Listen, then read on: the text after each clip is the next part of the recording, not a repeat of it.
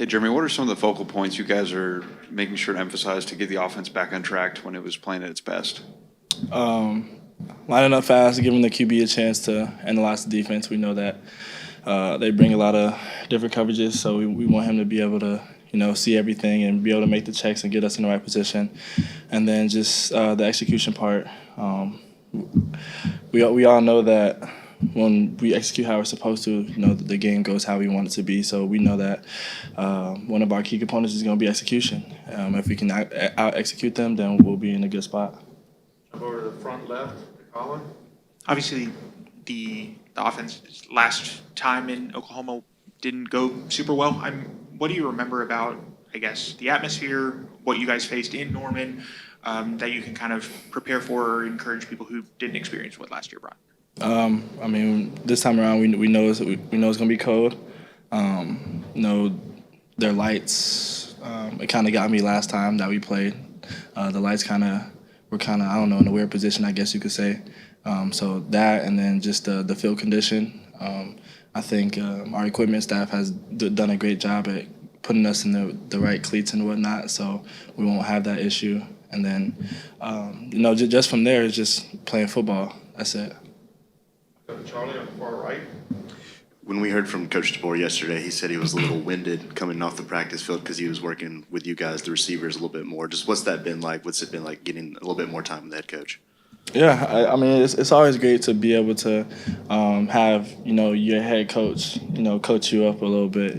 He has so many other things to worry about, but for him to be in our room and give us notes and just be there to analyze the film and whatnot, it helps us. It helps us a lot because he was a OC. Now he's the head coach, and he used to play position back in the day, so he has he knows a lot about the game, and it only helps us elevate our games as receivers.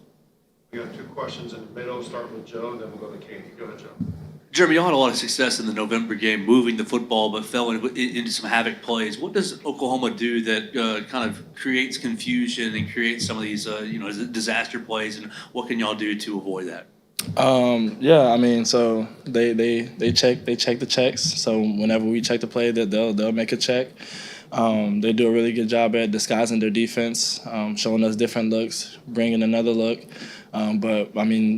It's only we're at a late point in the season. There's only so much you can do now, and so our coaches have done a great job at preparing and scheming up the right things, and so now it's just for the players. Just watch film, analyze what they do, get used to it. We run it in practice, and we just have to trust ourselves and trust our instincts when we get out there on the field and just prepare. So the game will come to us easy.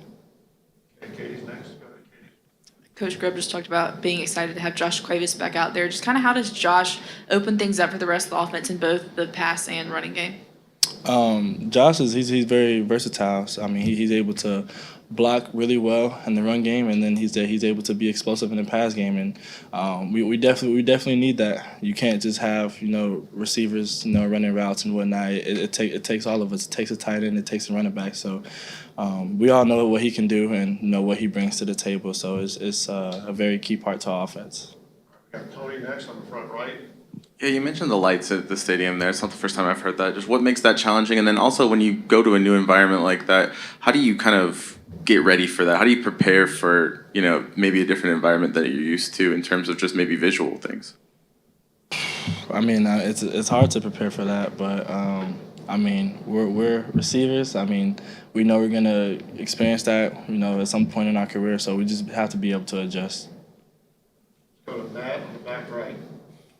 Your coaches have talked throughout the season about you guys sort of feeling like your back's against the wall since the Florida State game. At this point in the year, is having all that pressure throughout the year helpful for you that maybe it's not so different now? I wouldn't really call it pressure. Just a little adversity, I would say, and adversity it strengthens our team, and that's something that every team needs. We see how resilient we are. We've seen the teams that we faced and all the games that we did come out on top. So we could just use those lessons to be able to learn and continue to move forward. We know that the playoffs are going to be hard, and we've been through hard things throughout the season, so we're prepared. Stay on the right side, front row to Nick. I want to ask a follow-up about getting lined up quicker, because it's something that Coach Grubb talked about. If it's not Mach 4, it's not fast enough type of deal. Like why is it so important to make sure that you guys get lined up as fast as you need to be? It gives Ty, like I said, it gives Ty a chance to see the whole defense. Like I said, if he needs to make a check, he can make a check. And then it also gives us receivers and the O linemen to point out their guys. It gives receivers to a chance to see the defense and see the structure of the defense, see if they're going to rotate, if they're on different levels or whatnot. So it gives us all an advantage when we line up fast. All right, let's finish up with a follow-up from Colin there. You were obviously with Coach DeBoer on his last, college football playoff run. I'm wondering what you remember about his demeanor back then, if there's any similarities, differences from, as you guys approach this Yeah. run. I mean, obviously, you evolve, you learn new things as a person, but Coach DeBoer, he's the same person. He's going to prepare, his hardest at whatever it is, whether we're playing University of Louisiana Monroe or we're playing Ohio State, you know what I'm saying? So it really doesn't matter about, who we're playing or, what type of game it is or if we're in the playoffs or not. He's going to prepare just how he always does. All right, thanks, Germie. Sorry. Thank you, guys.